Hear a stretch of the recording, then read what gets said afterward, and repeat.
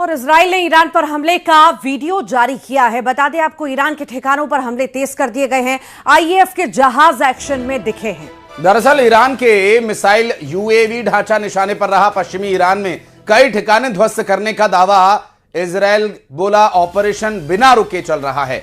Israel और Iran के बीच जारी इस घनघोर युद्ध के दौरान दोनों ही तरफ से जारी की जा रही तस्वीरें बारी बारी से सामने आई हैं और ये एक यूएवी ढांचा गिराए जाने की बात इजराइल के द्वारा कही गई। तेहरान से सामने आई ये तस्वीरें।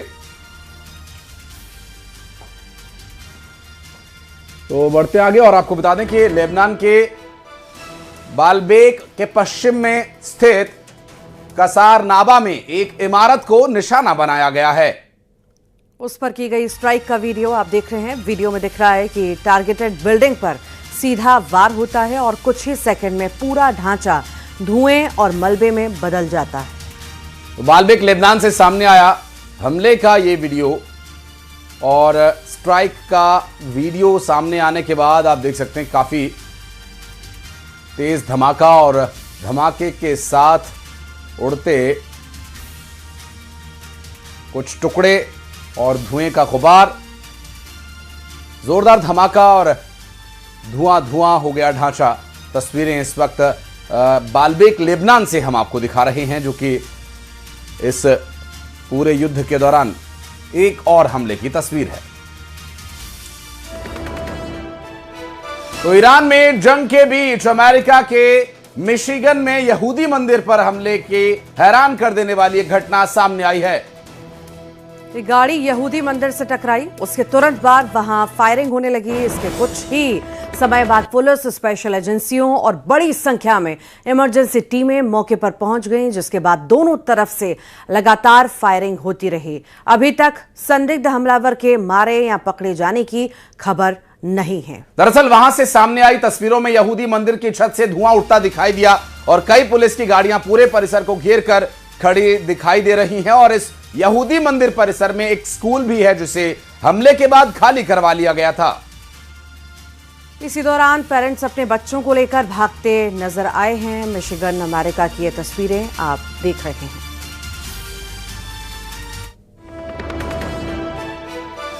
पश्चिम एशिया में जारी संकट के बीच प्रधानमंत्री मोदी ने ईरान के राष्ट्रपति मसूद पेजेश्कियान से फोन पर बातचीत की और इसी दौरान प्रधानमंत्री ने मिडिल ईस्ट के हालात पर चर्चा की है। दरअसल प्रधानमंत्री नरेंद्र मोदी ने क्षेत्र में बढ़ते तनाव, नागरिकों की मौत और सिविल इंफ्रास्ट्रक्चर को हुए नुकसान पर गहरी चिंता जताई है। उन्होंने कहा कि अभी सबसे जरूरी है कि भारतीय नागरिक सुरक्षित रहें, ऊर्जा की सप्लाई बिना किसी रुकावट के चलती रहे। पीएम ने कहा कि भारत शांति और स्थिरता के लिए प्रतिबद्ध है और सभी पक्षों से बातचीत और कूटनीति के जरिए समस्या का समाधान निकालने की अपील करता है। दरअसल इससे पहले भारत और ईरान के विदेश मंत्रियों के बीच पिछले कुछ दिनों में 3 बार बातचीत हुई है और इस दौरान युद्ध के हालात पर चर्चा हुई और प्रधानमंत्री नरेंद्र मोदी ने भी मसूद पेजेश्कियान से बात की और इस दौरान चर्चा हुई उन विषयों पर जो भारत के लिए भी और ईरान के लिए भी हितकारी रहेंगे, जिसमें भारत के लिए ऊर्जा सप्लाई के बिना बाधा काम चलता रहे और साथ ही दोनों देशों के बीच बातचीत इस संबंध में भी हुई कि युद्ध के हालातों में क्या सुधार हो सकते हैं।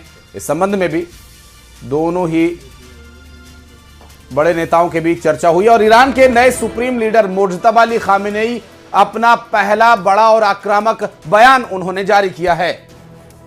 खामेनेई ने कहा कि क्षेत्र में मौजूद सभी अमेरिकी सैन्य अड्डे तुरंत बंद होने चाहिए, नहीं तो उन पर हमले किए जाएंगे। उन्होंने साफ कहा है कि शहीदों के खून का बदला लिया जाएगा और होर्मुज की खाड़ी बंद ही रहेगी। मुज्तबा खामेनेई के इस बयान के बाद पश्चिम एशिया के हालात को लेकर तनाव और ज्यादा बढ़ चुका है। तो लगातार इन हालातों पर नजर बनी हुई है। इनसे जुड़ी हुई हर बड़ी अपडेट्स आप तक हम पहुंचा रहे हैं। फिलहाल मिल रही जानकारी के अनुसार मुज्तबा अली खामेनेई की इस वक्त जो एक बड़ी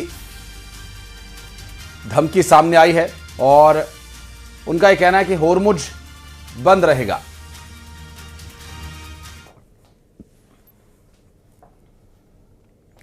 और एमपी में gas cylinder LPG gas supply को लेकर के कलेक्टर ने आदेश जारी किए हैं। सिर्फ घरेलू उपयोग के लिए ही दी जाएगी एलपीजी गैस। तो पहले ही इस पर निर्णय लिया गया था एजेंसीज के द्वारा। कमर्शियल इस्तेमाल में अब गैस सिलेंडर्स नहीं मिलेंगे। एसडीएम, सीएसपी और कनिष्ठ आपूर्ति अधिकारी इसकी निगरानी करेंगे। घरेलू गैस का व्यावसायिक इस्तेमाल नहीं किया जा सकेगा, ये भी आदेश जारी किया गया है। एलपीजी गैस सप्लाई को लेकर के कलेक्टर ने आदेश जारी किए हैं और सिर्फ घरेलू उपयोग के लिए ही एलपीजी गैस दी जाएगी।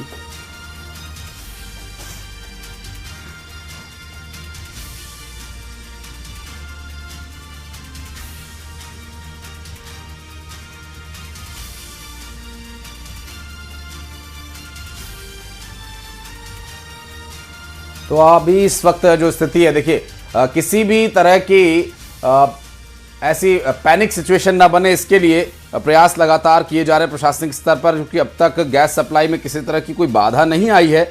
लेकिन जिस तरह की परिस्थितियां हैं, लोगों में एक पैनिक सिचुएशन बन रही थी, इसलिए ज़्यादा से ज़्यादा हर कोई एनर्जी को स्टॉक करके रखना चाहता है, जिसके चलते ये बात स्पष्ट हुई और निर्णय ये लिया गया कि कमर्शियल सिलेंडर्स की फिलहाल आपूर्ति नहीं होगी, जिससे ढाबा संचालक, रेस्टोरेंट संचालक और कमर्शियली इस गैस एलपीजी का इस्तेमाल करने वाले लोगों के लिए गंभीर समस्या उत्पन्न हो गई है। ऐसे में सिर्फ अभी घरेलू सिलेंडर्स की सप्लाई होगी, जिसके लिए अभी निर्णय लिया गया है और इसके लिए अधिकारियों को निर्देश दिए गए हैं। अधिकारी ही इस तरह की सप्लाई और कोई गैर कानूनी तरीके से घरेलू सिलेंडर का इस्तेमाल न करे, इस बात पर निगाह बनाए रखनी होगी। वहीं उज्जैन में गैस सिलेंडर की कालाबाजारी को लेकर प्रशासन पूरी तरह से अलर्ट मोड पर है। कालाबाजारी की शिकायत मिलने पर प्रशासन ने कई होटलों, रेस्टोरेंट पर छापा मारा और इसी दौरान 35 से ज्यादा गैस सिलेंडर को जब्त भी किया है। जब्त किए गए सिलेंडर में घरेलू और कमर्शियल दोनों तरह के सिलेंडर शामिल होना बताए गए हैं।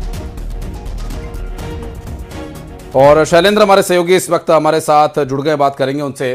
शैलेंद्र, पहले निर्णय एलपीजी गैस सिलेंडर में, कमर्शियल गैस सिलेंडर को लेकर यह लिया गया था कि उसकी सप्लाई नहीं होगी। अब एसडीएम, सीएसपी को लगाया गया कि वो इस बात की निगरानी करें। तो क्या ये माना जाए कि घरेलू गैस सिलेंडर्स का अब कमर्शियली इस्तेमाल होने लगा है? बिल्कुल, देखिए निश्चित तौर पर जिस तरीके से कमर्शियल सिलेंडर पूरी तरीके से वितरण में रोक लगा दी गई थी, उसके बाद से कहीं ना कहीं जिन जगहों पर शादी समारोह या होटल, रेस्टोरेंट है, वो कहीं ना कहीं घरेलू सिलेंडर का उपयोग करने लगे थे और यही कारण है कि अब उस पर व्यवसायिक उपयोग के पूरी तरीके से रोक लगे। हालांकि रोक पहले से भी है, लेकिन अब बाकायदा कलेक्टर ने निर्देश जारी किए हैं कि जो लोकल एसडीएम है, जो अन्य अधिकारी हैं, वो लगातार इलाकों की मॉनिटरिंग करेंगे, निरीक्षण करेंगे और वहाँ ये देखेंगे कि एलपीजी का जो घरेलू सिलेंडर है उसका उपयोग कमर्शियल तौर पर ना हो। क्योंकि जिस तरीके से हम भोपाल में लंबी लंबी लाइनें देख रहे हैं, इसका मतलब ये है कि लोग अपने घरों के लिए सिलेंडर बुक करा रहे हैं। लेकिन कुछ लोग ऐसे भी हैं जो इस आपदा में अवसर को खोज रहे हैं और दुकानदारों को सिलेंडर को ब्लैकमेल कर रहे हैं। यही कारण है कि अब भोपाल कलेक्टर कौशल विक्रम सिंह की तरफ से ये निर्देश जारी किए गए हैं सभी जोन के एसडीएम, तहसीलदारों को कि अपने अपने इलाकों में जाएं और देखें कि क्या जो घरेलू सिलेंडर है उसका व्यवसायिक उपयोग तो नहीं हो रहा है।